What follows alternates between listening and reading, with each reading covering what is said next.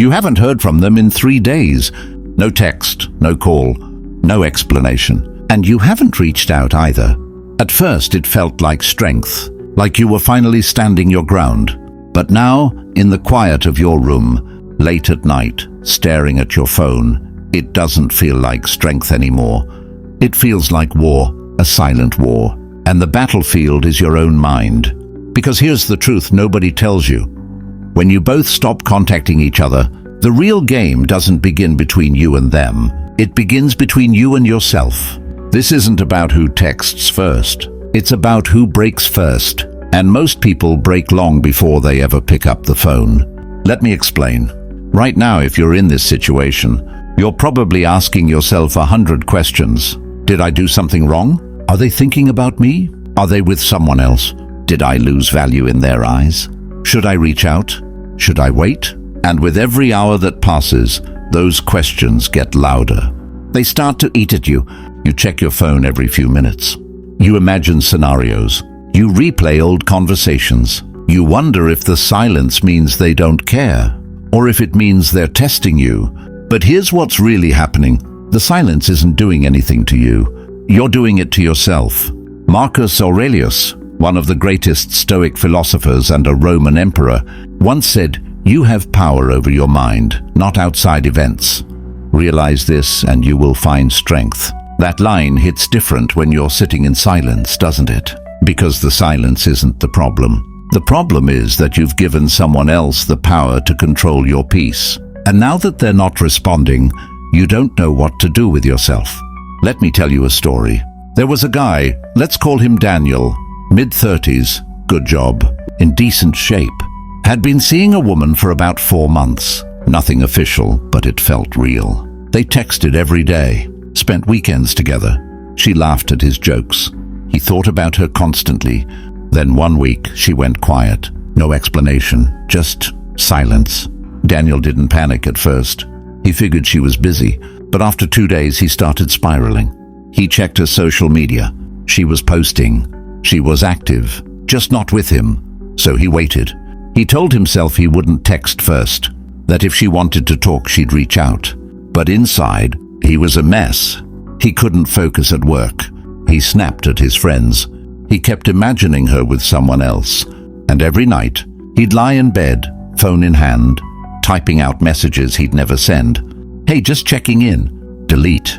Hope you're doing okay. Delete. Did I do something wrong? Delete. A week passed, then 2. And finally Daniel broke. He sent a long emotional text, poured his heart out, asked what happened, told her he missed her. She replied 3 hours later. Hey, sorry, been super busy. I think we're just in different places right now. Take care. That was it. And Daniel realized something that crushed him and freed him at the same time. She wasn't thinking about him at all. While he was losing sleep, replaying every moment, wondering if he mattered, she had already moved on. Not because she was cruel, not because he did anything wrong, but because he simply didn't occupy the same space in her mind that she occupied in his.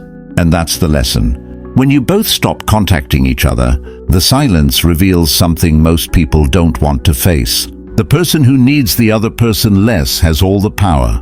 Let that sink in. The person who can go longer without contact, without validation, without closure, they control the frame. Not because they're playing a game, but because they're not emotionally dependent. And if you're the one checking your phone every 10 minutes, imagining what they're doing, crafting texts you don't send, you've already lost. But here's where Stoicism changes everything. Because Stoicism doesn't teach you how to win the game. It teaches you how to stop playing. The Stoics believed that suffering comes from attachment to things outside your control and other people. Their thoughts, their feelings, their actions. You control none of it. You can't control whether they text you back. You can't control whether they miss you. You can't control whether they're thinking about you right now or forgot you exist. But you can control how much power you give them over your peace. And that's where the real game begins. See, most people think silence is a message. They think it means something about their worth. If someone goes quiet, it must mean they're not interested. It must mean they found someone better. It must mean you weren't enough. But that's not what silence means. Silence is a mirror. It doesn't show you who they are. It shows you who you are when nobody's watching. It shows you how much of your self-worth is tied to external validation. It shows you how addicted you are to attention, approval, and response. And for most people, that mirror is terrifying. Because when the texts stop, when the attention fades, when nobody's there to validate you, you're forced to sit with yourself. And if you don't like what you find there, the silence becomes unbearable. That's why people break. That's why they send the desperate text. That's why they check social media obsessively. That's why they reach out even when they know they shouldn't. Not because they miss the person, but because they can't stand being alone with their own thoughts. But here's the truth. If you can't be at peace in silence, you're not free. You're a prisoner to everyone who holds your attention. And Stoicism teaches you how to break those chains. Let me give you another example, a modern one. Imagine you're at the gym. You're halfway through your set, and you see someone across the room, someone you used to talk to. Maybe an ex, maybe someone who ghosted you, maybe someone you thought cared. They see you. You know they see you, but they don't wave. They don't acknowledge you. They just keep moving. Now, most people would spiral. They'd finish their workout distracted. They'd wonder why that person didn't say hi. They'd replay old memories. They'd feel rejected all over again. But a Stoic finishes the set, doesn't flinch, doesn't check their phone, doesn't create a story about what just happened. Because a Stoic understands something powerful. That person's acknowledgement, or lack of it, has nothing to do with your value. Your value isn't determined by who texts you back. It's not determined by who remembers you. It's not determined by who gives you attention. Your value is internal. It's built on how you show up for yourself when nobody else is watching. And that's the shift. When you both stop contacting each other, the question isn't, do they miss me? The question is, can I be whole without them? Can you go a day without checking if they viewed your story? Can you go a week without wondering what they're doing? Can you sit in silence and feel at peace? If the answer is no, then you're not in control. They are. And here's the hard truth. They're not thinking about you as much as you're thinking about them. That's not meant to hurt you. It's meant to wake you up. Because the moment you realize that someone occupies more space in your mind than you occupy in theirs, that's the moment you take your power back. You stop waiting. You stop wondering. You stop creating stories about what their silence means. You let it mean nothing, and you move on. Now, I know what some of you are thinking, but what if they do care? What if they're just waiting for me to reach out? What if I give up too soon? Here's the answer. If someone truly values you, they'll make it clear. Not through games, not through silence, but through consistent action. And if they don't, that's your answer. Silence is never confusing. We just don't like what it's telling us. So let me give you a practical tool, something you can do right now if you're stuck in this silent standoff.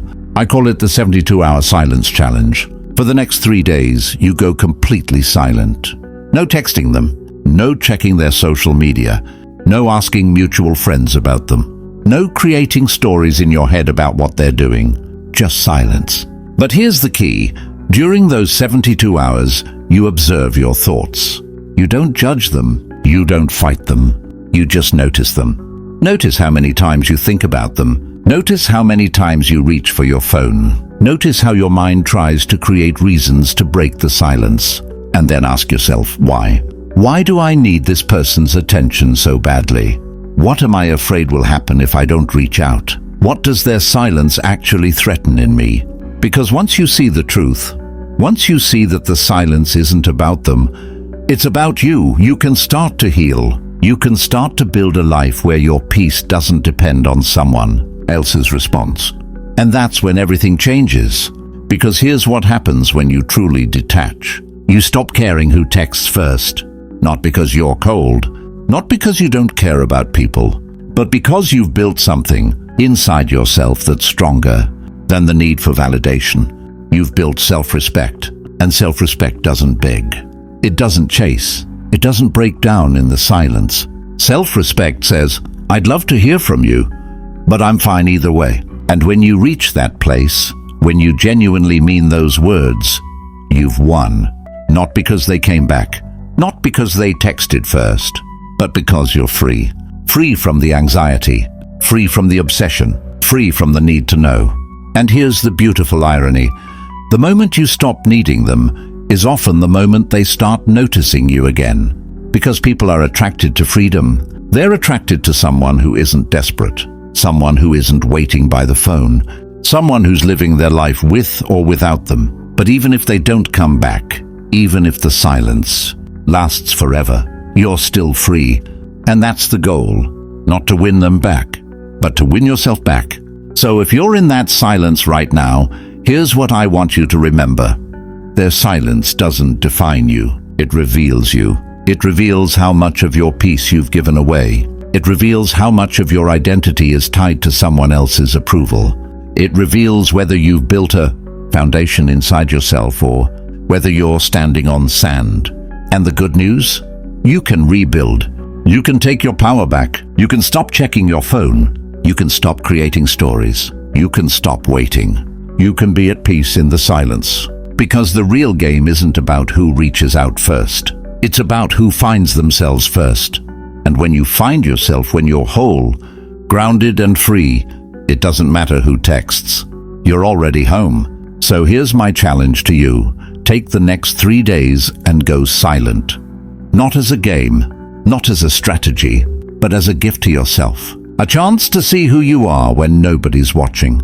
A chance to build something real inside you. A chance to stop waiting and start living. And if you do this, if you really commit to it, you'll discover something powerful.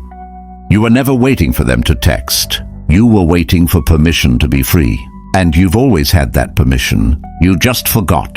So take it back. And if this message hit you, if it made you think, if it gave you even a moment of clarity, do me a favor. Hit that like button, subscribe if you haven't already, and drop a comment below. Tell me, what's one moment where silence taught you more than words ever could? Because this channel is built on real conversations, real struggles, real growth, and you're part of that. This is Stoic Truth, where silence becomes strength.